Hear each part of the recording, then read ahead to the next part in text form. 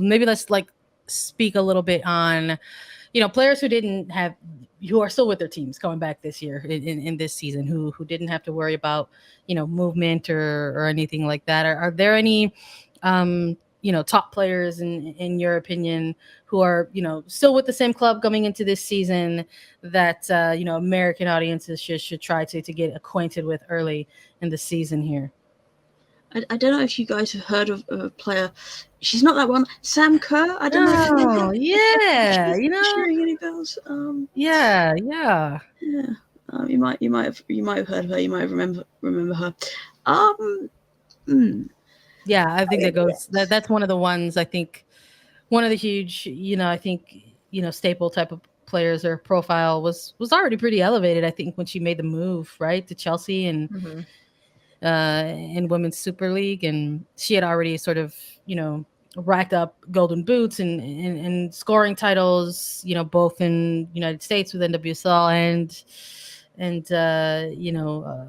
Women's A League in Australia, and it just sort of felt like that was eventually a move to Europe was going to be the next, kind of challenge for a player like her. But I think more than anything, like watching her make that leap to Super League, um, I just sort of feel like this is a player who made that leap into sort of obviously has risen to the challenge, and in terms of finding herself playing in a new continent, and against players who play in different styles, or different sort of facing different sort of tactics, right, that maybe she was used to seeing in a place like Australia or in a place like United States. So that goes, I think, without saying, that that's obviously, you're correct in that's a name that probably some fans of NWSL over here will automatically probably be tuning in to watch. But I'm curious if it's maybe not so much those with ties to NWSL past, or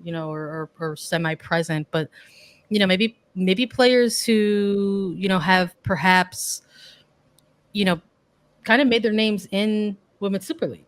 I think like a big one for me that probably sticks out is maybe Miedema. While she's not someone who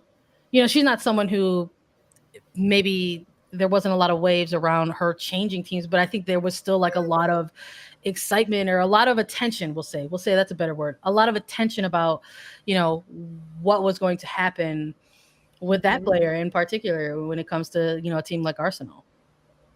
Yeah, I mean, there was a lot of noise around. I mean, a lot of people wanted to sign her when she left Munich, and she's.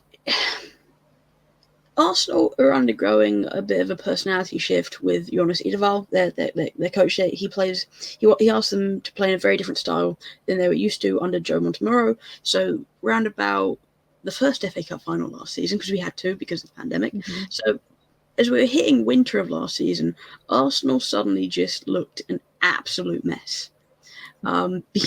Because they were shifting massively from one style to the next, and they dropped a lot of points, and they got absolutely humiliated in the FA Cup final against Chelsea, because they looked entirely lost, and Chelsea were just very, very good. But so as Arsenal have tried to work out who they are, what we've seen with Miedema is she's now playing in about like the 9.5, not quite a 10, but she's been sort of dropped back from the 9, and she's playing about 9.5 for Edeval. And I think that's one of the most successful things he's actually managed to accomplish with Arsenal, because you're seeing all the very best of Viv as an attacker. But she used to play in the 10. She absolutely adores being the creator as well as the goal scorer, and I think there's a lot of misconceptions around her as a sort of lazy or lackadaisical or whatever, but she loves that type of creation that she can do from a little bit further back. So you get to see a lot more of that with Arsenal and her sort of creative side as well as the goal scoring. And then it's then how she works with sort of like a Stina Blackstenius who plays in the 9, or you've got sort of Beth Mead out wide, and how that attack comes together. But I think just watching the Chelsea attack, or watching the Man City attack, or watching the Arsenal attack, all on paper, like all those pieces for each team, just fantastic. And I think you can kind of sit, and I feel like those are sort of your headline teams, your headline matches that you can see. You can kind of watch and just go, they're a bit good. Yeah, I mean, I think when the Super League schedule came out and looking at some of those marquee matchups, there's definitely a handful to kind of circle. And I do want to ask you which ones you're the most excited for, because when you look at those matchups, and obviously Chelsea being right, like top of the table, they're gunning for it all. They want to win it all. They've got the players and the personnel to do it.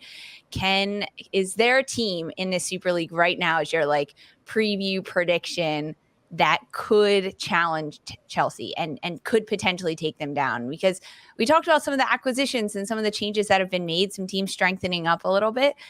Is there a team that can do it? Is this the point where I give like all my social media handles so people can like just immediately give me hate when I People could say, "You idiot! How dare you!" On paper, any team can beat any team. No, There you go. I think from watching Man City in the Champions League, and yes, that was right. That was so early in the season, because that's Man City played in the Champions League. They got knocked out of the Champions League when Chelsea were in Portland playing friendlies. Yeah. Just to try and contextualize that. And, and Arsenal trying to find their new personality. I think just the way Chelsea play and the confidence they have, let alone the personality, and it's just the kind of the swagger in the attack, and you get like Harder going and Kerr and Kirby if she's fit, and it's all kind of like Chelsea at their best is like freeform jazz. Like you don't actually know what instruments you're hearing, but it does sound good. And that's tough for like any or a Man City or an Arsenal, even when they're playing well, is to keep that attack quiet. And like maybe you can score on that team. You can score, but how do you not get scored upon yourselves? Yeah. I think that's the problem a lot of teams have, and sometimes it doesn't click for Chelsea. Sometimes someone is definitely playing a trombone backwards or something, and it just doesn't work. But they're a team that just routinely manage to find a goal from somewhere because they've just got that quality in them. So I'm saying, yeah, Chelsea Sophie, top. you're like giving us the keys to football right now. It's how you prevent the other team from scoring. You made it sound so simple, but honestly, I think that's the bottom line when it comes to any football, but especially the Super League, as you mentioned, because there are just top dogs in this league compared to some of the other ones. And I want to ask about Liverpool, who, coming into this, their newly promoted team coming back into this tournament and back into the Super League, how are they going to fare? When you look at this, I know you mentioned earlier with all the trades and acquisitions happening and how the lower tier coaches, it hurts them for Chelsea to be acquiring all of these players and just making their roster incredibly deep.